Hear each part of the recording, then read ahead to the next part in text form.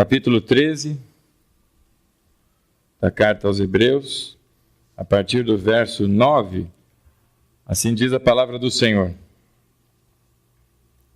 Não vos deixeis levar por doutrinas diversas e estranhas, pois é bom que o coração seja fortificado pela graça, e não por alimentos, que não trouxeram benefício algum aos que se preocuparam com eles.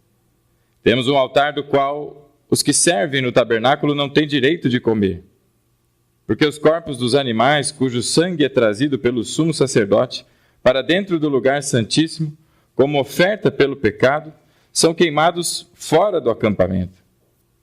Por isso, para santificar o povo por meio do seu sangue, Jesus também sofreu fora da porta da cidade. Saímos, pois, até ele, fora do acampamento, levando a afronta que ele sofreu. Pois aqui não temos cidade permanente, mas buscamos a que virá. Assim, por intermédio dele, ofereçamos sempre a Deus um sacrifício de louvor, que é fruto dos lábios que declaram publicamente o seu nome. Até aqui. Feche os teus olhos, curve sua fronte, oremos.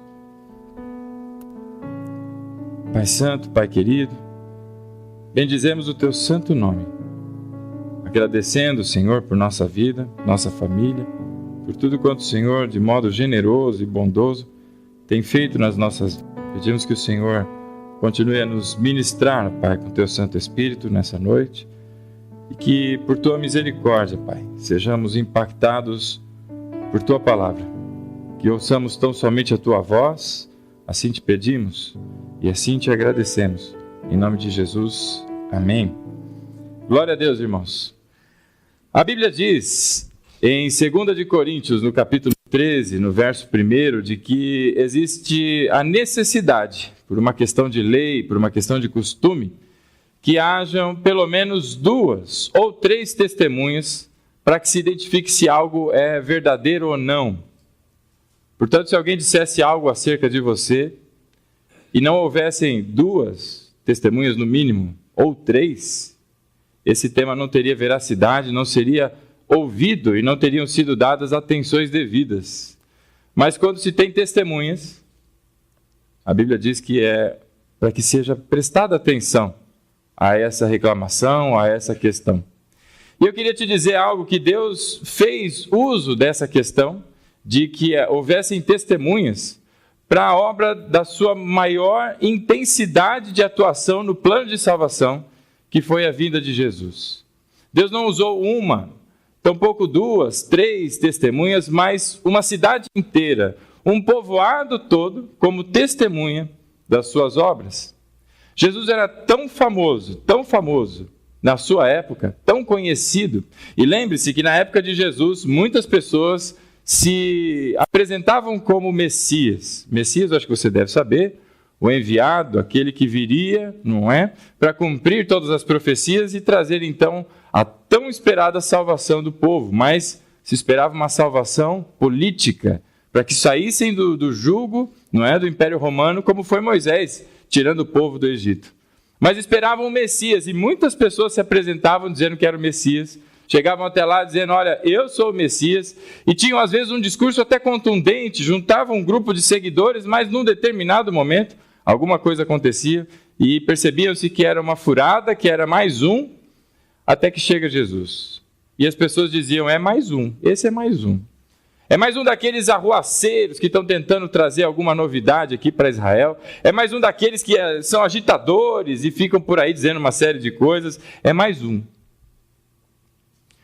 Mas Deus foi tão intenso através da vida de Jesus que as instituições religiosas se abalaram. E se abalaram de um tanto, meu irmão. Pensa você, um monte de judeu. Você já viu judeu? Né? Ele tem 5 dedos numa mão, 5 dedos. Você já viu o judeu? Aqueles que usam aqueles cabelinhos, tem os ortodoxos, aleluia, isso mesmo. Aqueles que usam aquele xenhenhen aqui do lado, não é? Aquele chapelão. A turma tem todo um ritual, todo um procedimento. Assim eram os líderes e sacerdotes religiosos. Imagina um monte desses barbudões, anciãos já de idade avançada, todos eles perturbados, porque havia um homem que dizia coisas e palavras poderosas. Havia um homem que estava ali causando e que não parecia ser mais um, apesar de na fé deles, no entendimento deles, esse não era o Messias. Não poderia ser esse o Messias. É o filho de José, é um marceneiro aí, olha. É um carpinteiro. É se fosse nos dias de hoje, é um Zé Ninguém. Mas Deus foi tão intenso através da vida de Jesus que esses homens começaram a se apavorar, porque a movimentação do povo era grande. Onde Jesus ia, uma multidão se formava, e ele não incitava nada, mas ele começava a usar o sábado, que era um dia sagrado. As pessoas não entendiam que o sábado era apenas uma referência de algo que haveria de vir. Um dia que se guardava naquela época, em que todos nós hoje guardamos todos os dias. Todos os nossos dias são dias do Senhor, não um só, como eles guardavam antes. Mas tudo era uma sombra, era um formato, como uma silhueta, para que se entendesse aquilo que haveria de vir, que era Jesus, e toda a nova aliança, todo o contexto. E eles olhavam para Jesus e diziam: olha que blasfemo, é no sábado que ele faz alguma coisa. Não se importavam, meu irmão, de que um cego de nascença, coisa que nunca havia sido visto antes, um cego de nascença, agora enxergava. E eles ficavam irados, não porque não entendiam aquilo, mas porque aquilo aconteceu no sábado. Não ficavam nervosos e iracundos porque as palavras que Jesus dizia ofendiam, mas porque ele ia contra toda uma tradição. Até o ponto, meu irmão, de tamanha provocação que eles perceberam em si, porque Jesus não foi lá para causar nada senão a revelação do seu Pai, que eles planejaram o assassinato de Jesus. Perceba, líderes religiosos. É como se juntasse aí a nata do pastorado brasileiro e dissesse: o irmão cabeludo ali, ó, o Caio, arruaceiro, arruaceiro. Flávio, você não sabia, mas teu filho é arruaceiro, meu. Nós vamos pegar ele. Aí a gente junta os pastores, vamos dar um jeito nele, vamos pegar esse menino e nós vamos... Irmão, líder religioso. Pois é. Foram lá e começaram... Perceba a corrupção da igreja que até então se conhecia. E planejaram o assassinato de Jesus. Você conhece a história, não é? Tudo macumunado com Judas, até que finalmente Jesus é conduzido a um julgamento. Um julgamento às escuras, à noite, para que as pessoas não percebessem o que estava acontecendo, tudo muito por baixo dos panos, rápido, para que saísse rápida a sentença e eles avançassem com o seu plano. Até que então os açoites foram dados, porque eles não tinham condições de matar, tinha que levar, não é, para o cônsul, e eles que iam decidir, toda aquela história. E nesse ínterim, Jesus apanhando, e Jesus sofrendo humilhações, e cusparadas, e pedaços de pau sendo, não é, usados para agredir Jesus, e chicotadas. Meu irmão, você consegue imaginar isso? Você viu naquele filme A Paixão de Cristo, certamente, não é? Que violência que foi tida, e aquele filme eu queria te dizer que ele não é talvez 1/3, senão 1/4 daquilo que realmente aconteceu com Jesus, da violência que foi empregada no nosso mestre. Alguns estudiosos dizem que a cabeça de Jesus tinha 4 vezes o seu tamanho normal, quando ele estava pregado no madeiro, de tanto inchaço, de tanta paulada, soco, pontapé, aquela coroa de espinhos enfincada na sua cabeça. E Jesus passa por todas essas coisas, vê ali com seus olhos os seus discípulos longe, afastados, todos acovardados, como talvez alguns de nós aqui nessa noite, covardes, porque não conheceram ainda o poder de Deus. Mas acovardados, ele olhava de longe e viu, Pedro viu os olhos de Jesus quando pela 3ª vez ele disse que não conhecia. Que traição! As pessoas falam de Judas, mas esquecem de Pedro. Ele viu tudo isso. Viu todas as pessoas se levantando dizendo: solta Barrabás e prende, aliás, crucifica esse homem, crucifica Jesus e solte Barrabás. Você deve também saber que Barrabás não era boa gente, não é? E as pessoas preferiram ele em vez de Jesus. E toda aquela euforia, aquele povo sedento por sangue, até que finalmente Jesus é pendurado no madeiro. E ali passa horas. Acontece a situação de estar entre 2 ladrões. Jesus foi feito maldito porque foi pregado no madeiro. E um ladrão vira para ele e falou: olha, Senhor, lembre-te de mim quando entrares no teu paraíso. Lembre-te de mim quando entrares no teu reino. Em outras palavras, tu és o rei de toda a glória. E quando você chegar lá na tua glória, não esquece desse coitado aqui do teu lado, não. No popular nosso de hoje em dia, ele aceitou a Jesus como seu Senhor e Salvador.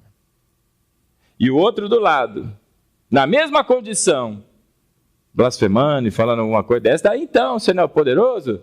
Ah, negão, dessa daí que eu quero ver agora. E aquela história toda, e Jesus vendo tudo aquilo, até que por volta do meio-dia, a Bíblia diz que Jesus finalmente, diz uma das suas últimas palavras, entrega seu espírito ao Senhor, nas mãos de Deus, e ele expira.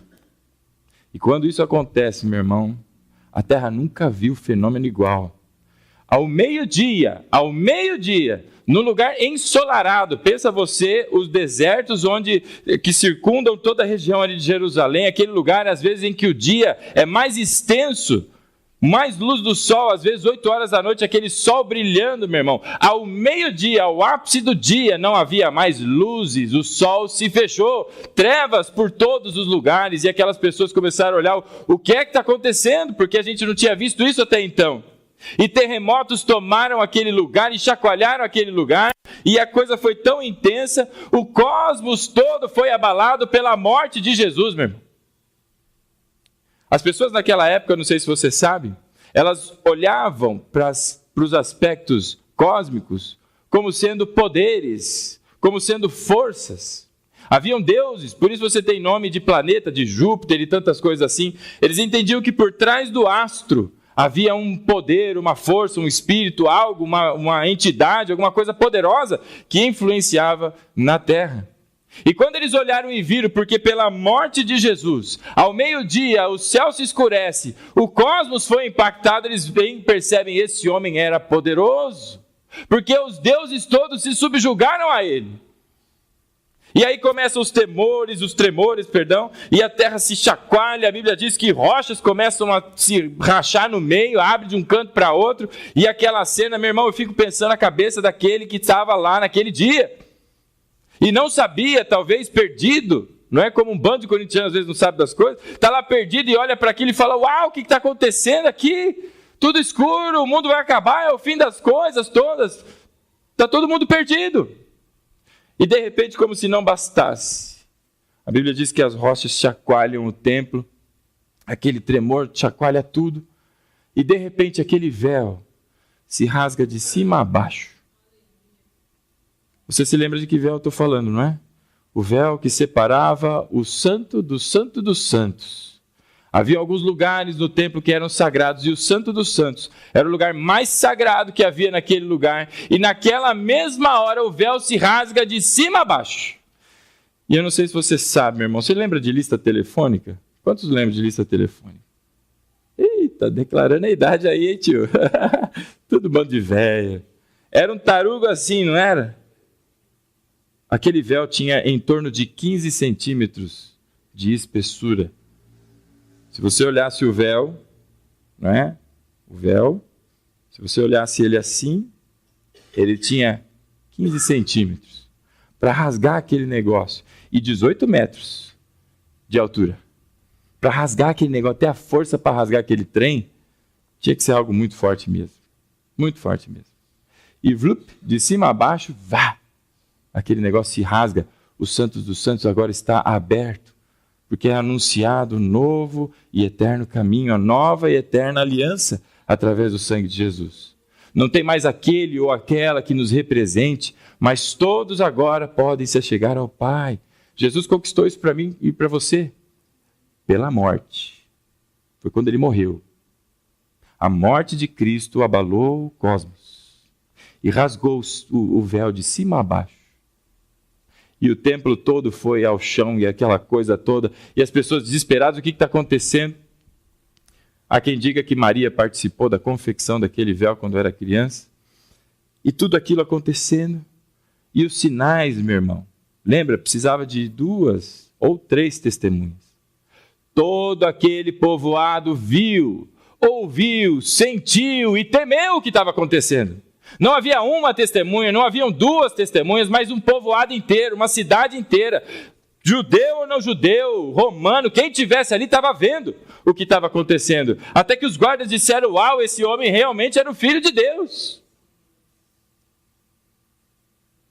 Pois é. Tomé tomou um tonho de Jesus, porque ele não acreditou quando disseram que ele era ressurreto, não é? E Jesus chega até ele e fala: aí, Tomé, bota a mão aí. Toca aí. E quando Tomé viu, ele disse: Senhor meu e Deus meu. E Jesus olha para ele e diz: você está crendo agora porque você viu? Precisava ver para crer? Feliz o que não viu, mas creu. Felizes somos nós, meu irmão, que não vimos nada disso, mas no nosso coração lateja essa esperança e essa certeza de todos esses acontecimentos, meu irmão. E o véu se rasgou, abriu, está escancarado. E aí a gente pensa: uau, que cena de Hollywood deve ter sido aquele negócio todo. E que situação toda, aquelas pessoas correndo de um lado para o outro desesperado. Eu fico pensando como que era a mulherada, que geralmente era mais desesperada, ou os homens também, né? Ai, meu Deus! E corre para lá, aí bluf, cai tudo, ai, agora vai para lá, e bluf, cai tudo, ai, e não tinha para onde correr, meu irmão. Porque o Filho de Deus morreu naquela noite, naquela tarde. A Bíblia diz que ficou escuro até as 3 horas da tarde. Por 3 horas a luz se foi. A luz do mundo que estava ali se foi. 3 horas. Pois é. Aí você pensa comigo: foi suficiente, né? E eu te digo: não foi. Deus não parou por ali, não. Deus não parou por ali. A Bíblia diz que algo de muito esquisito aconteceu. Quando Jesus morre, meu irmão, você deve se lembrar. A morte de Jesus é a morte da morte. Jesus vence a morte ali. Não há nada que possa segurar o nosso Senhor, nem a morte.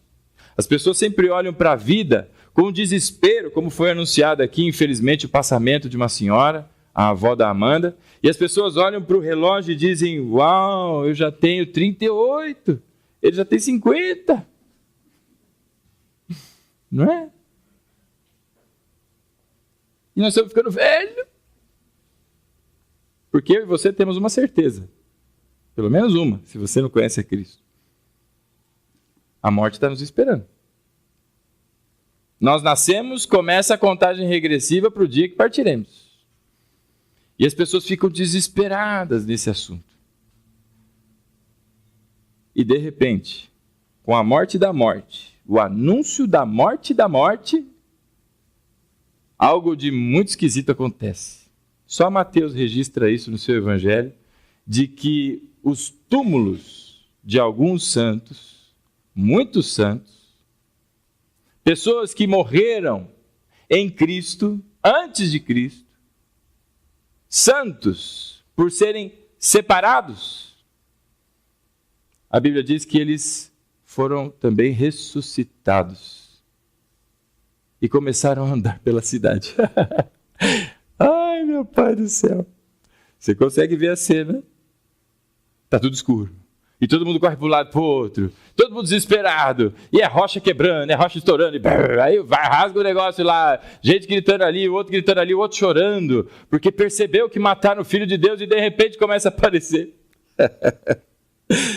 Pessoas que já morreram, meu irmão. Uau! Essa Deus foi, ó. Se faltava sinal para você, meu irmão, se você vivesse daquela época, oh, Jesus. Eu queria estar lá nesse dia para ver. Muito interessante. E as pessoas chegavam, porque elas andavam por toda a cidade, e foram andando mesmo. E foi andando porque Deus mandou andar, porque é para você ver, meu irmão. É para você ver que esses olhos que a terra há de comer, você vai ver. Porque Deus é o Todo-Poderoso e fez uma obra de milagre, a maior obra de salvação que existe, meu irmão. Jesus morreu naquele lugar por mim e por você. A morte dele conquistou a nossa vida. Aleluia. E ele morreu e fez aquela obra e de repente aparecem pessoas ressuscitadas. Sabe por quê? Não era uma tentativa de Deus dar uma ideia para o Michael Jackson, muitos anos depois, de fazer aquele clipe do Thriller, né? Não era uma ideia. As pessoas saindo do túmulo. Não era não. Era o cumprimento de uma profecia. Quem se lembra de Ezequiel? Tem Ezequiel na sua Bíblia? Não precisa abrir não. Capítulo 37 de Ezequiel fala do Vale dos Ossos Secos. E depois de falar do Vale dos Ossos Secos, que do meio daquele monte de osso, Deus levantaria ali um exército, uma nação seria levantada. E Deus fez essa obra, meu irmão. Deus disse, olha, vou levantar muitos mortos no meio de vocês. Cumprimento de profecia. Daniel, capítulo 12, versículo 2. Deus diz a mesma coisa através de Daniel, que muitos conheceriam a ressurreição. E quando Deus faz essa obra, esse sinal de trazer à existência de novo quem já havia passado, foi para mostrar quem era o Deus da ressurreição. E as pessoas começaram a ver mortos, pessoas que já não existiam mais, andando e falando e dizendo, olha eu aqui, Deus me trouxe de volta, Deus é todo poderoso, esse que passou aí, não era qualquer um não, mas era a luz do mundo, o Filho de Deus. E eles passaram ali, a Bíblia não diz quanto tempo, a Bíblia também não diz se eles morreram depois, se eles foram trasladados, se eles viraram purpurina, a Bíblia não fala como é que eles desapareceram. E pouco me importa. Importa que Deus mostrou para aquelas pessoas o poder da ressurreição. Jesus estava morto. Pois é. E eu fico pensando, aquelas pessoas vendo tudo aquilo, os líderes religiosos que mandaram toda aquela situação acontecer, dizendo, gente, saiu do controle. Estamos perdendo a condição aqui. E agora, como é que vai ser esse trem? E aí, presta atenção, nós não estamos falando de pessoas que eram talvez como muitos de nós, ou como diz aquele, né, muitos de nós. Aqueles conheciam muito bem as Escrituras. Era de pai para filho o negócio. É como teu pai, Josias, sentasse com você todo santo dia. Recita aí. Salmo 23. Agora você vai ler de novo. Salmo 52. Recita aí. E vai indo, e vai. De pai para filho, eles iam ensinando. E em tempo e fora de tempo, eles honravam a palavra do Senhor. E falavam com seus filhos aprendiam, ensinavam seus filhos, que ensinavam seus filhos. E essa era a tradição, e essa turma conhecia muito bem a palavra de Deus. O que é uma vergonha para muitos de nós. Que às vezes, eu fui numa igreja uma vez, fui falar de Abacuque. Eu costumo perguntar, né? Eu falei para você abrir Hebreus, falei, tem Hebreus aí na sua Bíblia? Porque uma pessoa me disse, pastor, não tem Abacuque na minha Bíblia. Falei, uai, será que você comprou na Conde de Sarzedas, né? Que às vezes veio faltando mesmo. Não é, porque nem sabia que existia. Quem foi Abacuque, horas? Não é? Gente que não conhece. Aqueles conheciam. Então, quando eles viram mortos, ressurretos, não na condição de Jesus, mas voltaram à vida, como foi Lázaro, como foi a filha de Jairo e tantos outros que Jesus foi ressuscitando ao longo do seu ministério. Quando eles viram aquilo por meio da morte de Jesus, disseram, uau, é cumprimento de Ezequiel, meu irmão, é cumprimento de Daniel, isso é profecia de Deus. E aquelas pessoas ficaram todas temerosas, porque muitos gritaram, disseram, crucifica esse charlatão, crucifica que ele não serve para nada, é mentiroso, crucifica. E agora estavam vendo a profecia se cumprindo. E como é que fica essa história agora? Até que, meu irmão, os líderes religiosos pensaram o seguinte, falaram, irmão, né? Se eles fossem do interior de São Paulo, eles iam dizer, lascou, agora nós vamos ter que dar um jeito nisso aí. Já sei, disse um, nós vamos montar um esquema aqui policial muito forte, de segurança, porque eles também ouviram, estudaram muito sobre Jesus. Sabiam que na profecia de Jesus, ele morreria, mas ao terceiro dia, ele ressuscitaria. E eles pensaram, gente, não é possível. Pior que esse homem morrer, é se ele ressuscitar. Não pode! Aí que vai acabar com tudo de uma vez. Então vamos montar um esquema de segurança. Ele não vai sair daquele lugar. Levaram Jesus para o sepulcro, depois de morto. Enrolaram seu corpo em panos finos. Colocaram ele num sepulcro novinho, que não havia sido usado antes. Deus preparou tudo. E colocaram uma pedra na porta do sepulcro. Só que não é uma pedrinha, não é uma pedra, é um pedrão. Era uma senhora de uma pedra. Precisava de alguns homens. Alguns historiadores dizem que talvez 6 homens eram necessários para conseguir rolar aquele negócio da porta do sepulcro.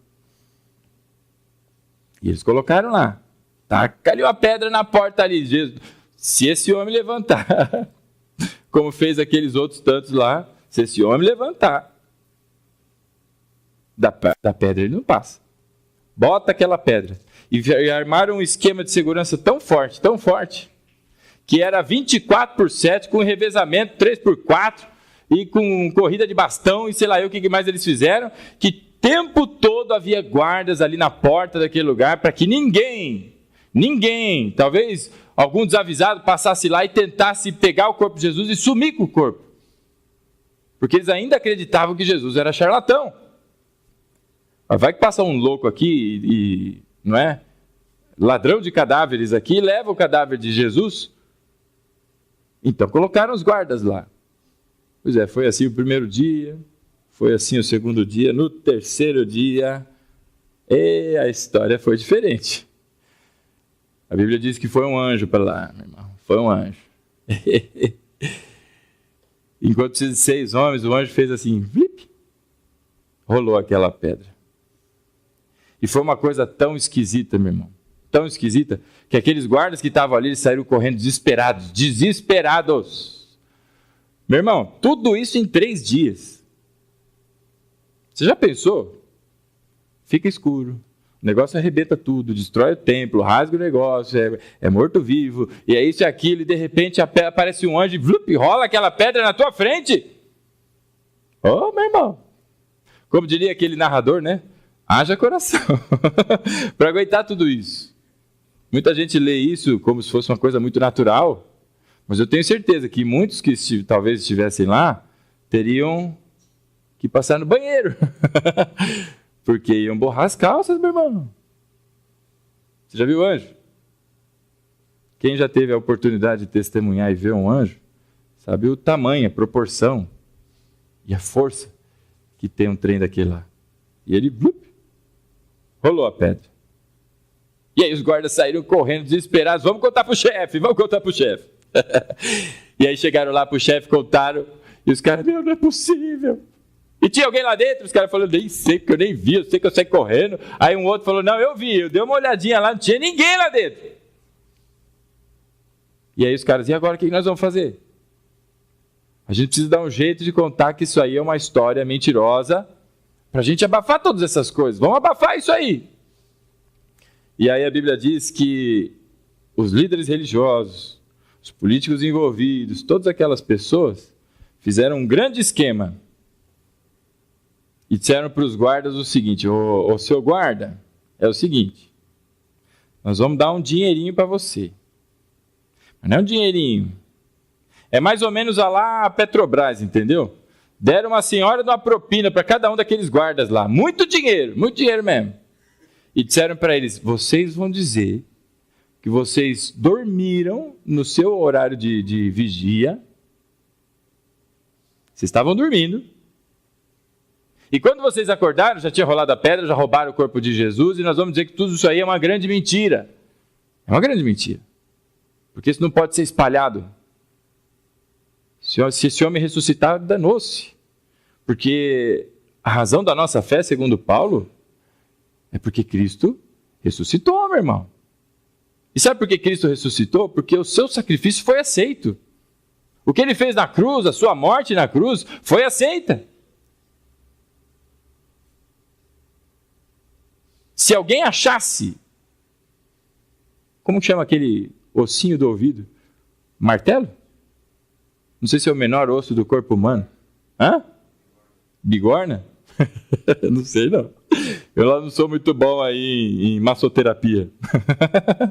Eu sei lá como é que chama, acho que é martelo, um pequenininho que tem no pé do ouvido aqui, ó. Salvo engano, é o menor osso que existe no corpo humano. Se achassem esse de Jesus, acabou a fé cristã. Não existe. Se achasse o fêmur, então, que é gigante, né? Vai saber se Jesus era alto. Acha lá um ossão desse tamanho, acabou. Vai por terra tudo o que a gente acredita. Mas pode caçar, meu irmão. Pode caçar. Vai lá, arqueólogo, vai cavar, vai fazer o que quiser, que não vai achar. Porque Jesus ressuscitou, meu irmão. E nós, como crentes, ainda tiramos um sarro da morte. Tiramos o sarro da morte, irmão. Tem muito irmão amedrontado, mas nós fomos orientados pela Bíblia a tirar um sarro da morte. Ou você não se lembra dizendo, ó morte, onde está a morte? Vai, minha gente! O seu aguilhão, a vitória. Jesus ressuscitou. De novo! Ó morte, onde está a morte? Cadê? A sua vitória. Não segurou, meu irmão. Jesus ressuscitou. Então você e eu tiramos um sarro da morte. Cadê o teu aguilhão? Cadê tua vitória, meu? Cadê?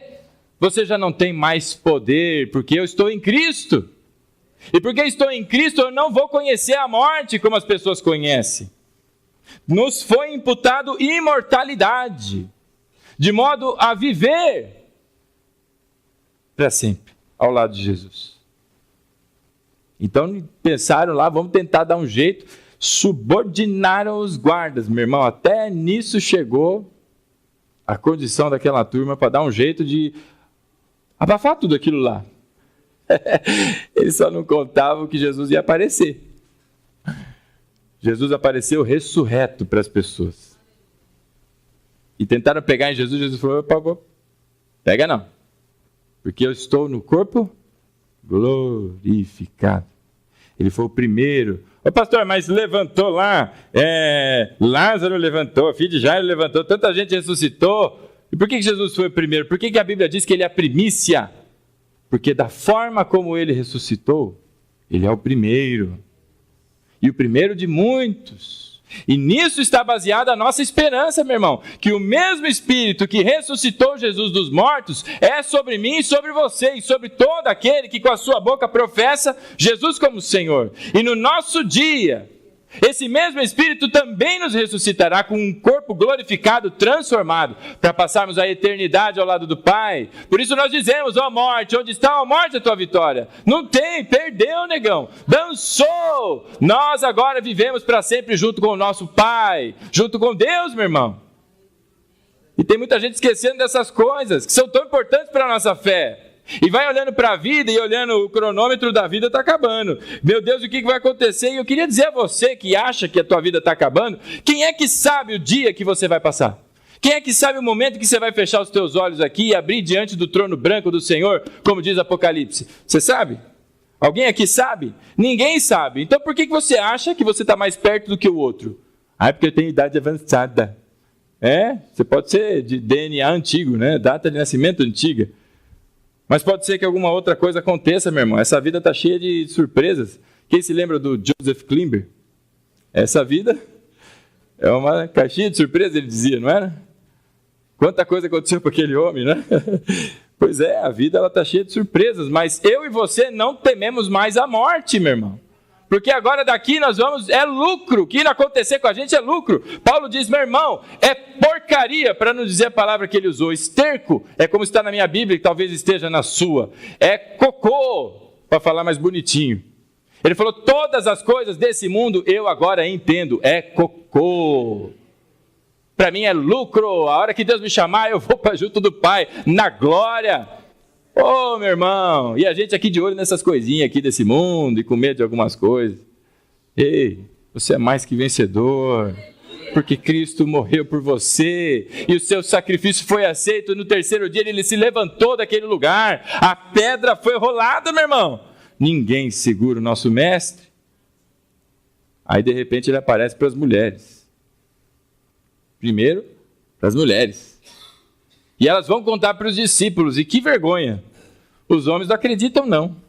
Ô irmão, andaram com Jesus tantos anos, E quando finalmente vem um dizendo, eu vi o mestre, porque você acha que ela foi contar lá, Pedro, tem um recado para te dar, olha, Jesus ressuscitou, eu acabei de ver. Meu irmão, ela talvez estivesse gritando, eufórica, vem Pedro, Jesus ressuscitou, eu vi ele ali, vem comigo. E os caras, que, mano?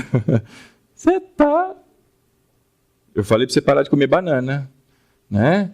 E ela estava toda agitada, talvez, ali naquele negócio, e as pessoas não acreditaram até que Jesus finalmente anda com os seus discípulos e começa a conversar.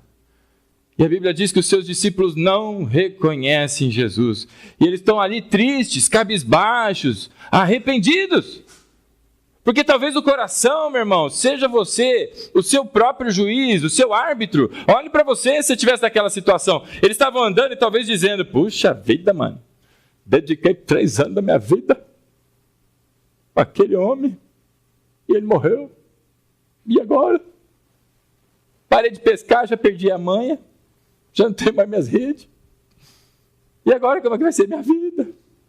Tinha aquele desenho que dizia, ó vida, ó céus, né? Talvez esses eram os discípulos de Jesus ali. E Jesus começa, mas o que aconteceu? E eles olham para Jesus, sem entender que era Jesus, não sabiam que era Jesus, e eles ficam indignados. Da onde você veio, meu? Como é que você não sabe o que está acontecendo aqui? Morreu Jesus, meu! E eles vão andando e caminhando e conversando, e eles não percebem que é Jesus até o momento em que Jesus pega o pão e parte entre eles. Aí um olha para o outro e fala, é o mestre. E aí finalmente eles percebem que é o mestre. E a Bíblia diz que por 40 dias esteve Jesus andando com eles, fazendo mais sinais, mais demonstrações da sua glória, do seu poder, de quem ele de fato era, para que todas as pessoas acreditassem nele. E aí, finalmente, ao momento dele ascender aos céus, dele subir aos céus, quando a gente fala acender, algumas pessoas acham que Jesus ficou iluminado, né? Acendeu um LED em Jesus. Não, ele acendeu, subiu, né? E ele diz para os seus discípulos, olhem, esperem, porque eu estou indo para junto do Pai, mas virá aquele que é o Consolador, aquele que vai te lembrar de todas as coisas que eu já lhe disse, e vai lhe dizer sobre coisas futuras que haverão de acontecer. Espera. E eles ficaram esperando, até que finalmente chega o dia do Pentecostes, você vai encontrar isso lá no capítulo 2 do livro de Atos, e naquele lugar, bem pertinho, eles estavam bem pertinho do cemitério onde estava o sepulcro que Jesus havia sido sepultado. Bem pertinho. E eles estavam ali. E a Bíblia diz que veio o Espírito Santo e em cumprimento à profecia de Joel e é derramado sobre os homens ali naquele lugar. Que dia glorioso, meu irmão, um atrás do outro. Louvado seja o Senhor. E aí aquelas pessoas começaram a serem enchidas e preenchidas pelo Espírito Santo. E Deus começou a usá-los no dom de línguas, como talvez a gente nunca mais veja isso acontecendo, a não ser que Deus o queira. Não é esse dom de línguas que se fala por aí, mas é um termo diferente que a Bíblia usa, em que eu em português falo com você que fala japonês e você me entende. E você me responde em alemão e eu te entendo em português. E as pessoas, cada um no seu idioma, conversando, porque aquele lugar era cheio de pessoas de várias nacionalidades, e todo mundo conversando, o que está acontecendo, e todo mundo se entendendo. Até que alguém diz, o que está acontecendo com essa turma? Está todo mundo bêbado a essa hora do dia? E aí Pedro se levanta, cheio do Espírito Santo. Pedro se levanta aqui, mas não é bêbado, meu irmão. Isso aqui é obra de Deus, isso aqui, meu irmão, é cumprimento de profecia. Deus disse que nos últimos dias derramaria do seu Espírito sobre toda a carne. Não é para judeu, mas é para toda a carne. E aquelas pessoas estavam ali ouvindo e vendo, eu estou sem entender agora. E ele começa a dizer e falar do ministério de Jesus, são 2 etapas no seu discurso. A partir dali do versículo 22, ele começa, no capítulo 2 de Atos, ele começa agora a falar sobre Jesus, agora ressurreto. E ele diz, está vendo aquele que vocês mataram? Sabe aquele que vocês mataram? Deus o levantou como Senhor, o Deus Todo-Poderoso. Deus o levantou, ele está sentado à destra do Deus Pai. E quando ele termina de falar, aquelas pessoas, meu irmão, eu acho que o joelho não conseguia ficar parado. Eles tremiam, porque eles viram tudo o que aconteceu quando Jesus foi morto. Eles viram e souberam de Jesus ressuscitado, veio em corpo ressurreto, eles viram e ouviram. E 40 e poucos dias depois, eles olham e veem toda aquela massa de gente falando numa maneira esquisita e as pessoas cheias do Espírito Santo, porque quando Deus age, meu irmão, não há quem duvide do poder de Deus. E as pessoas estavam ali olhando para aquilo e eles se lembraram da profecia de Joel, que dizia que no fim dos tempos, Deus derramaria do seu Espírito sobre toda a carne. E quando eles viram tudo aquilo, talvez eles disseram: meu irmão, nós estamos no fim do mundo. Porque a profecia se cumpriu. E quando Pedro finalmente termina de falar, eles olham para Pedro e dizem: Pedro, e agora o que eu faço? Sabe por quê? Primeiro, arrependimento. Arrependimento de ter ido lá e gritado: crucifica. Porque eles finalmente entenderam que ele era o Filho de Deus, meu irmão. Olha o que nós fizemos com o Filho de Deus. E segundo, por estar ali no meio de uma montoeira de coisas, e Jesus, quando estava vivo, e as pessoas vinham e tantos milagres, e eles rejeitavam tudo aquilo, e olharam para Pedro e disseram: Pedro, e aí, o que é que a gente faz, Pedro? E agora? E Pedro olha para eles e diz: arrependam-se e sejam batizados. Arrependam-se. Porque agora é para toda a carne. Não é para um, não é para outro, mas é para todo mundo. Não da maneira antiga como a gente conhecia. Não naquela regra difícil, dura, doída, mas agora Deus manifestou da sua graça. Se arrependa, filho de Deus. Se arrependa, homem, se arrependa, mulher. Deixa a tua vida para lá e vem para Cristo. Sabe, meu irmão? Eu quero te dizer uma coisa. Por que tinha uma pedra tão pesada tampando o sepulcro de Jesus? Uai. Era para que ninguém fosse lá e entrasse. Era para que Jesus não saísse.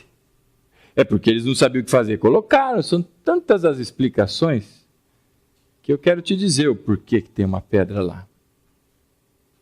A pedra estava lá para que ela fosse rolada. A pedra estava lá para que o anjo fizesse assim com ela. Para lá, para lá, para lá, para lá.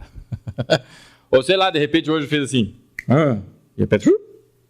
Ou o anjo foi lá com um controlinho remoto, apertou o botão e a pedra... Eu sei lá como é que o anjo fez, mas o anjo rolou aquela pedra, irmão. E sabe por quê? Não era para Jesus sair. Porque tem gente que acha que Jesus saiu pela porta. Saiu ali pelo sepulcro, né? Ele saiu pela porta. Ele precisava de uma porta para passar. Ou você não leu a tua Bíblia?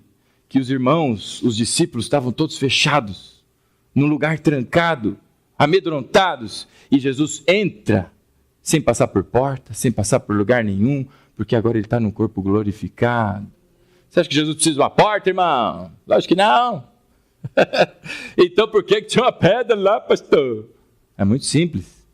Para que todos pudessem entrar e ver com seus olhos o poder da ressurreição. Para que você pudesse olhar para aquela pedra rolada e soubesse o poder da ressurreição. Meu irmão, o poder da ressurreição é tremendo. Tremendo. Os discípulos estavam todos com medo e não sabiam o que fazer. E vai para cá e vai para lá. E agora? O que vai ser da nossa vida? E quando viram Jesus, perceberam que era verdade.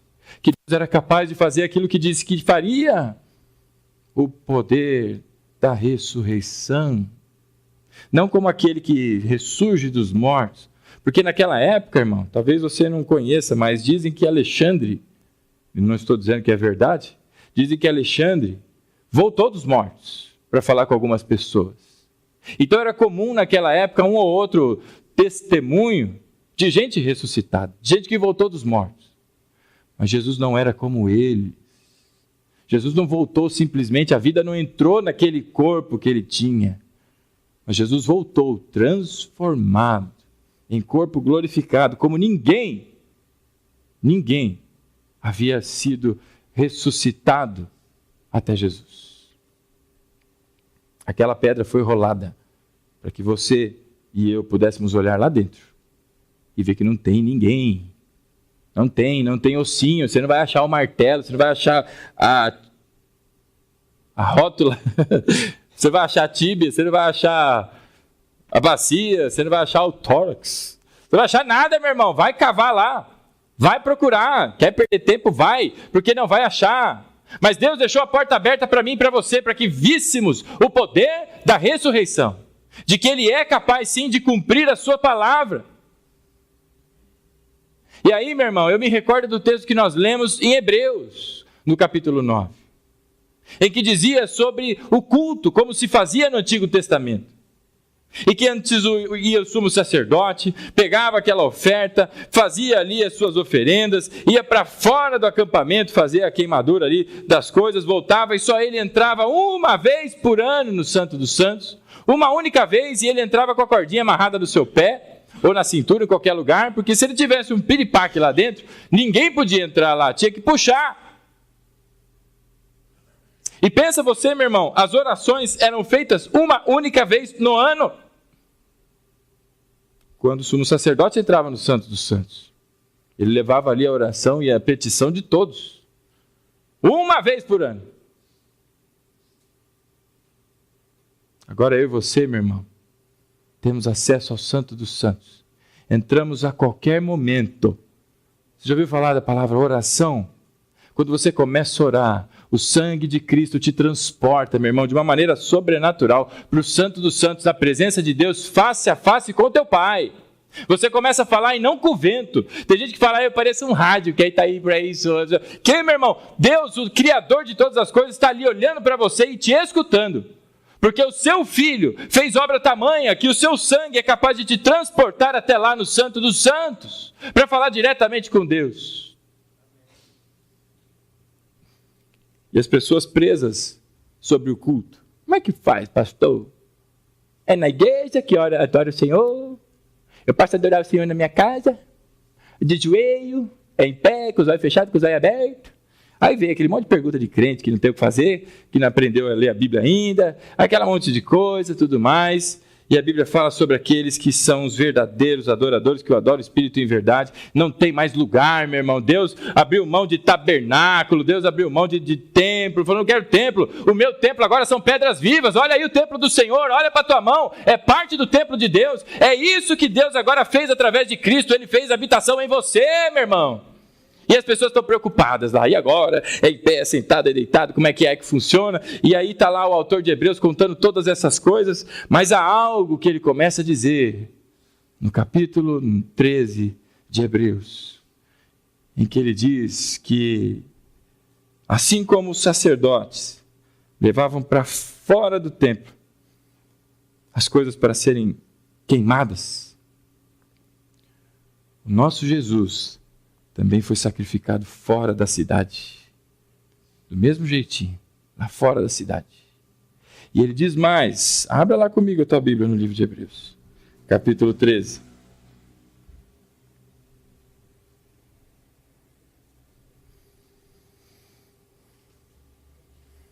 Capítulo 13 do livro de Hebreus.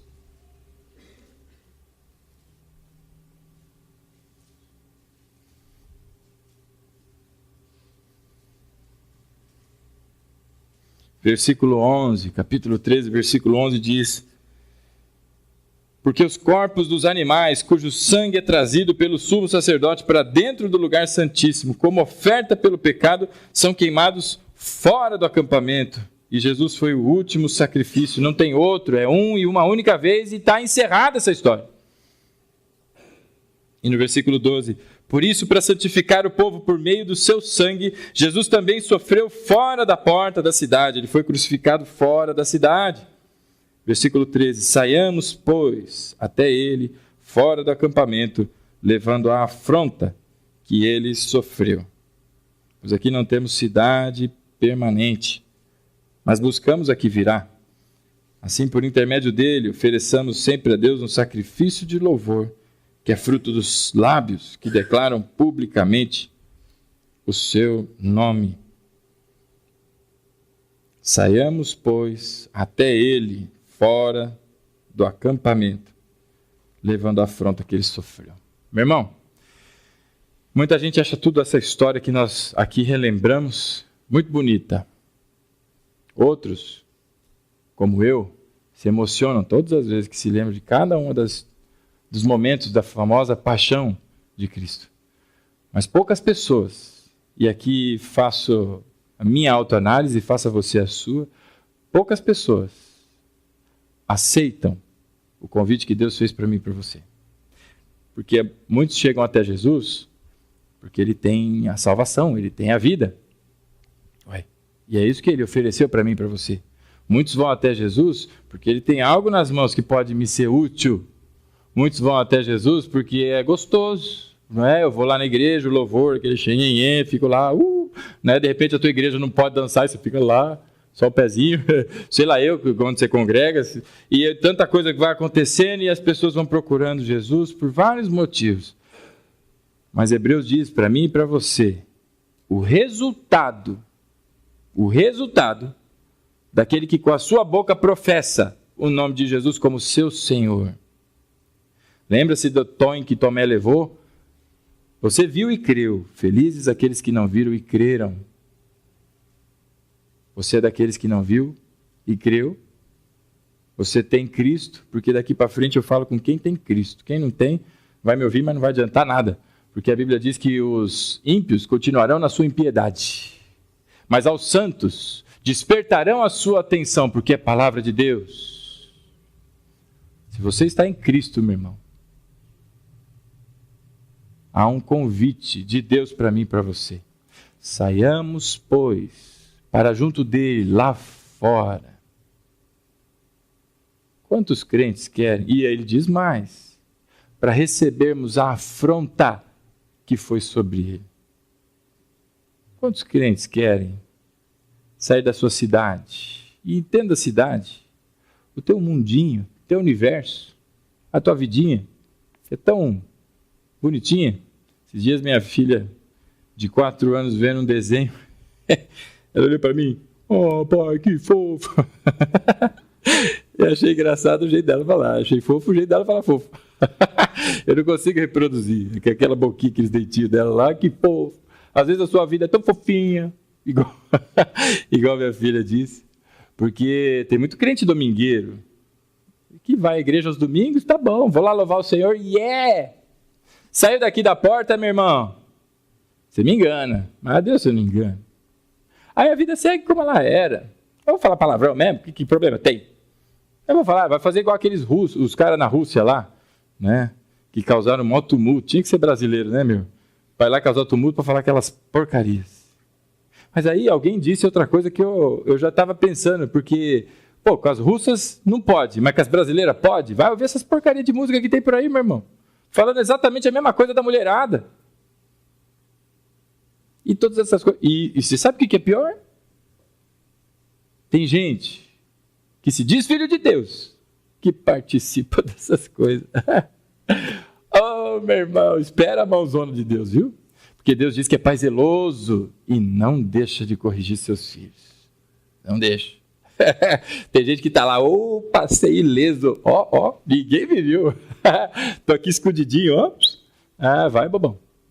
Daqui a pouco você vai ver o supapo de Deus na sua orelha. Porque ele é pai zeloso. E eu digo a você, a palavra de Deus ela tem 2 situações. Ou ela trata de revelação, ou ela trata de profecia. Os teólogos de plantão aí. Ou ela fala de revelação, ou ela fala de profecia. Revelação, amigo, é para mim, é para você, é para o Carlinhos, é para a Quitéria, é para a Flávia, é para o seu Raimundo, é para o meu amigo barbudo ali atrás, ali o Bruno, né, do como é que chama lá? Rojão Futebol Clube, como é que é? Granada Futebol Clube, rapaz. É para você, é para toda aquela turma lá que joga com você, que talvez não conheça Deus, é para Marcelo, é para o Rodrigo, é todo mundo. Aqueles que batem atabaque lá do outro lado da rua, se ainda estão por aí e tudo mais. É para todo mundo. Revelação é para todo mundo, mas profecia é para mim, é para você. Profecia é diferente. Profecia, Deus está falando, ó, é com você, é comigo. E Deus está dizendo da sua revelação, porque Deus amou o mundo de tal maneira, João não conseguia nem explicar, não tinha palavras, ele falou, é de tal maneira, eu não consigo dizer, mas o amor é tão imenso, que ele enviou o único filho, o único gerado, não existe outro como aquele, para morrer por mim e por você, para que todo aquele que crê nele tenha vida. Isso é revelação, é para todo mundo. Agora quando diz a palavra de Hebreus, dizendo, saia, pois, para fora da cidade, e vai ter junto com ele lá, para que você também receba da afronta lá de fora. Isso é profecia, meu irmão. E profecia para mim e para você. Para aqueles que estão em Cristo. Por isso eu digo de novo, talvez eu não esteja falando com todo mundo aqui. Você está em Cristo, é para você. Saiamos para fora da cidade. Irmão, quanta gente tem tênis novinho, porque comprou para andar ou para correr e não correu. Correu o primeiro dia, depois não correu mais. Ai, não estou afim não. Quantos outros pagam academia? O ano inteiro. Paga o ano inteiro. E não vai talvez nem 2 dias no ano. Eu já fiz muito disso. Quantos outros? Não, segunda-feira eu vou começar o meu, me chama? A minha dieta lá, o meu jejum não. Meu regime. Segunda-feira eu começo essa parada aí. Agora vai. Quantos outros disseram, não, agora eu vou pegar firme no estudo do Senhor, eu vou aprender, agora eu vou na escola bíblica, porque, irmão, você quer ver um desafio hercúleo, que os irmãos estremecem quando o pastor chama para vir na escola bíblica, os irmãos, porque o edredom é muito forte, irmão. O edredom, rapaz, aquele seu travesseirinho de pluma de cisne da Malásia, sei lá de onde veio esse cisne, é muito forte, irmão. Isso é batalha espiritual. Não é? Quantos querem Jesus para a sua conveniência? E me desculpe falar assim com você, mas é a mais pura verdade. E se você não quiser olhar mais para mim, como meus filhos fazem? Brincadeira. Eu vou ficar triste, mas não vou deixar de fazer o meu trabalho como profeta do Senhor. Muitos não querem saber de Jesus. E aí, acontece como veio um casal aqui hoje de manhã, de uma outra denominação, e veio me procurar. Justo hoje que eu vim mais à vontade para a escola bíblica, veio o casal, eu quero falar com o pastor. Eu falei, caramba, né? Eu de bermudão. Eu falei, pois não, irmão. Ô, senhor pastor? Né, senhor pastor? Pois não. Aí vieram falar, né? Porque eles têm uma palestra, são da Bahia, e estão rodando o Brasil para falar dos problemas da família, para falar dos problemas da educação dos filhos, a influência que a televisão, mídia, treco social e tudo mais faz na vida da gente, na vida das crianças, para falar de novela, que agora também tem cara de crente, né? Tem novela de crente. É novela do mesmo jeito. Tem gente que não participa das coisas da igreja porque está vendo novela, é novela de crente. Mas não... Ué, tá preso, irmão. Cadeia. Não se engane, não seja bobão. Seja bobão. Aí, sabe o que ele veio falar para mim? Pastor, o número de divórcios na igreja é tal qual é fora da igreja. E aí eu fiz aquela cara assim, uau. Eu já sabia, mas eu precisava ajudar o irmão ali a ficar feliz ali. E ele falou, irmão, olha aqui a quantidade de coisas. É isso mesmo. Eu vi um pastor dizendo que ele fez uma coisa pelo filho dele, que ele acha que ele fez certo. Ele nunca deixou o filho dele jogar videogame para determinados jogos. Jogou aquele de tênis, jogou aquele de carrinho, mas tem jogo que mata, né? Mata gente. Tem um que você ganha ponto pelo número de gente que você mata. Atropelado, que não sei o quê. Não é matar bandido, é matar não sei o quê. Ele falou, eu nunca deixei meu filho jogar aquilo lá. Eu acho que eu fiz bem a ele. E tá lá. isso e aquilo, um monte de coisa, um monte de porcaria que passa na tua frente e você acha muito legal, bicho. Pô, bacana, sou moderno. Parabéns, modernão. Você está destruindo a tua casa. Parabéns, modernão. Ei, estou falando contigo, comigo aqui, ó. Essas horas a cadeira parece que devia dar um jeito de se esconder lá para baixo. Porque sabe, meu irmão, as pessoas não querem saber de Jesus. E aí, lendo essa palavra, dizendo, sai para fora, amigão. Sai dessa tua vida aí, ó, fofinha. Porque ela não é mais tua, não. Você é escravo de quem agora? Escravo, pastor? Como assim? Vai ler a Bíblia, irmão. Você deixou a escravatura do pecado e se tornou escravo de Deus. Você saiu das trevas para a sua maravilhosa luz. Quem é dono da sua vida? Não vivo eu, mas Cristo vive em mim, diz Paulo. Então você é escravo, amém? Muitas pessoas não estão afim, não. Isso aí é uma coisa chata de crente. Eu queria te dizer, meu irmão, que o poder da ressurreição levantou acovardados.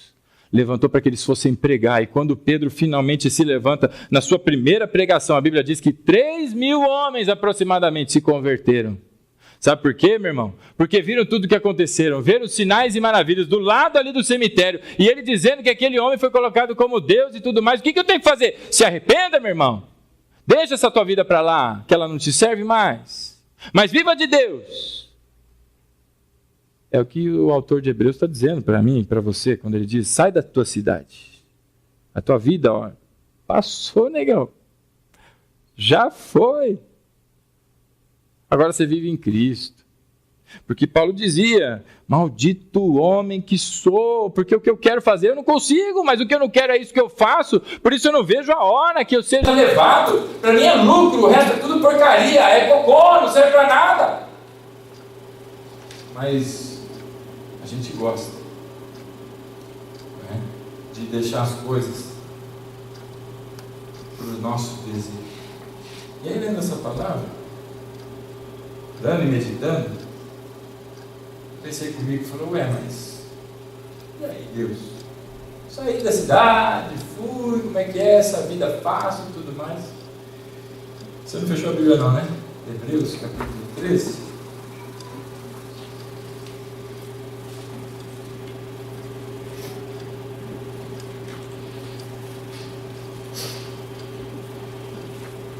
Eu fui conduzido a ler o capítulo 12.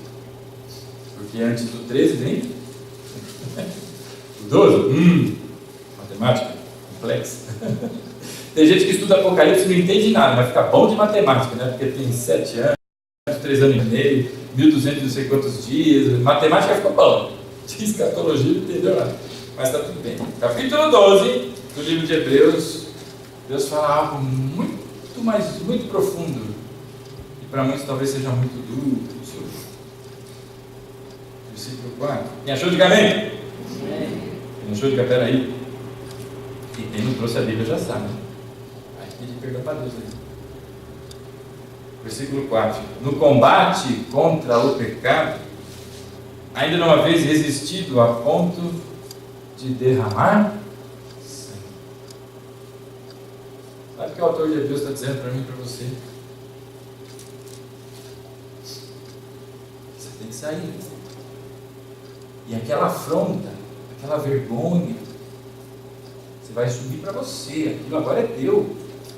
Aquilo tudo que Jesus passou agora é para mim e para você. Não, pastor, eu quero saber de carro novo, de casa nova, de não sei o quê. Você não quer saber de nada, meu irmão. Agora, a afronta, a vergonha que era de Cristo, capítulo 13 de Hebreus, nós temos que sair para fora e assumir lá para nós. Tá, meu irmão? Isso implica em coisas muito sérias. Você vai deixar de fazer negócio porque você saiu para fora. Ei, fraudulento, vai nem ter abacatuça. Eu deixei a cidade ficou aqui, ó. Eu fui para fora, eu fui lá na humilhação do meu Senhor, eu fui aqui, ó, nesse lugar. Aquelas coisas não são mais para mim. Isso tem implicação. O crente, quando decide ser crente, ele tem implicação. E te digo uma coisa: você não vai se arrepender, porque Deus não te abandona, Deus não te deixa Jamais. Você vai se arrepender. Você vai viver muito melhor do que você vivia antes. Ficou para lá. Isso implica que você não vai fazer mais negócio com muita gente. Isso implica que muitas coisas que você gostava de fazer foi negado.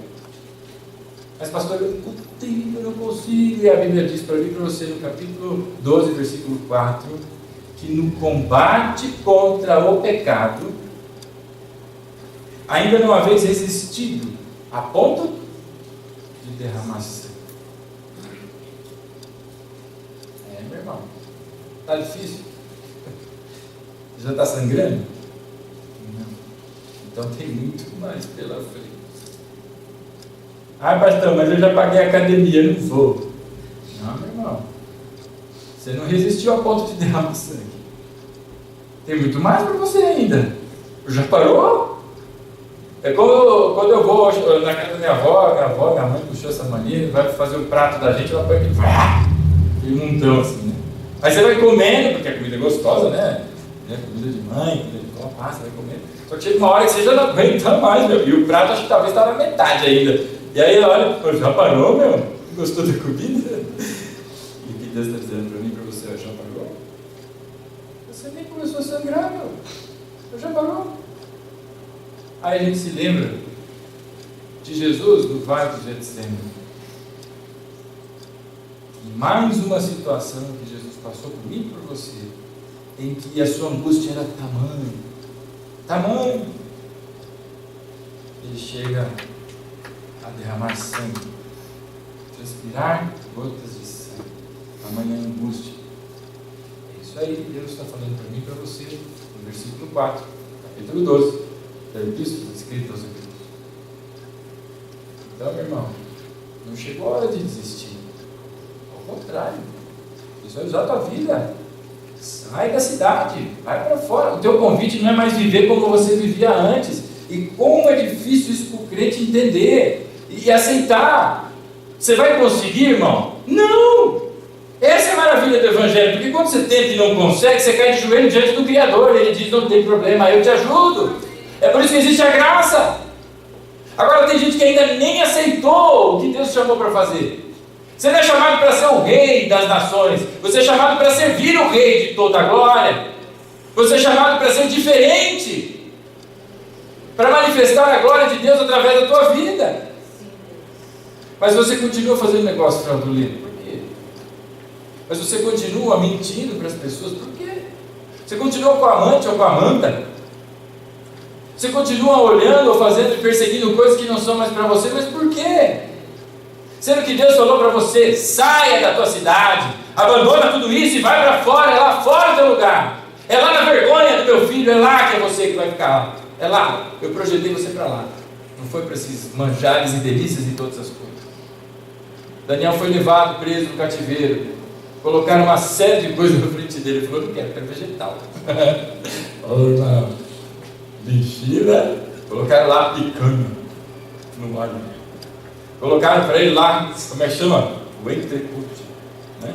Colocaram lá aquele ponto que, pelo menos eu gosto, né? Que você passa a faca assim, sai aquele sanguinho, mal passar.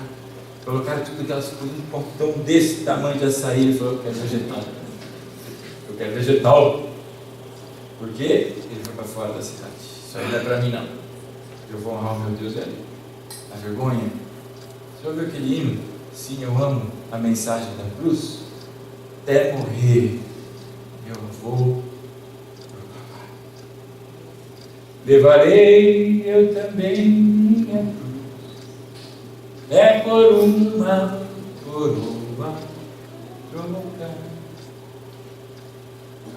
E simples de entender. Eu aqui com Jesus, na vergonha da cruz, quero sempre levar isso. É fácil de entender. Percebe? O que Deus chamou você para essa noite é para libertação. Pastor, vai demorar quanto tempo? Vai demorar um mês? 2 dias? Uma semana? A vida inteira? Eu não sei, aí é departamento de Deus, eu estou fazendo o meu. E Deus está dizendo para mim e para você, hoje é noite de libertação. Quem tiver vontade de deixar a sua cidade e seguir a Cristo, tomar todo dia a sua cruz, Deus diz a você: eu não te desampararei, eu estarei contigo até o fim dos dias. E vai levantar defunto, e as pessoas vão ver gente andando, e muitas coisas vão acontecer, mas você, meu irmão, será protegido do Senhor. Você estará com Cristo lá, representando a minha glória. É ali naquela vergonha, não é em posição de honra não. Deus te chamou ali, ó, é para o serviço. Por isso eu digo a você, hoje, nessa noite, se você tem o desejo de abandonar essas práticas antigas, que na frente de um monte de gente você não tem nada, você é um crentão, todo mundo tem, né? Hoje eu digo a você, Deus é quem fala, eu sou um mero instrumento. Hoje é noite de libertação para todos aqueles que querem abandonar a sua religiosidade, a sua prática pecaminosa, a essa tendência e inclinação. Pastor, eu não sei como é que vai ser, eu não consigo, eu também não, porque eu padeço do mesmo problema que você. Mas aos pés da cruz, ali, ajoelhados, no ponto mais alto da nossa vida, com a testa ali aos pés de Jesus, nós vamos encontrar a graça que superabunda onde abundou o pecado.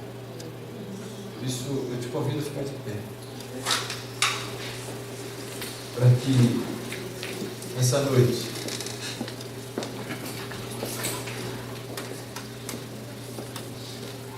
você tenha o seu momento com o Senhor.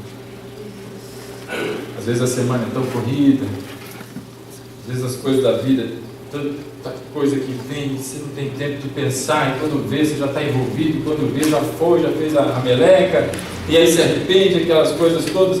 Hoje Deus separou para você um momento, para que você observe a sua vida espiritual. E eu digo a você, quem confia em Deus, jamais vai se desapontar. A Bíblia diz que olharam para Ele e foram iluminados, os seus rostos jamais serão esquecidos. Deus não se esqueceu de nenhum de nós. Pastor, como é que vai ser a minha vida? Porque eu ganho dinheiro fazendo coisa que é suja. Deus não vai se esquecer disso. Pastor, como é que vai ser a minha vida? Porque até hoje eu levei um casamento duplo, até hoje eu tolerei e não sei o que e tudo mais. E Deus não vai te desamparar. Pastor, como é que vai ser isso? Porque lá no meu trabalho eu tenho feito coisas que não devia, eu estou sendo corrupto, isso e aquilo e tudo mais. Deus não desampara nenhum dos seus filhos. Tenha coragem, homem. Tenha coragem, mulher. E se coloque para fora da cidade em nome de Jesus. Porque Deus vai honrar a cada um dos seus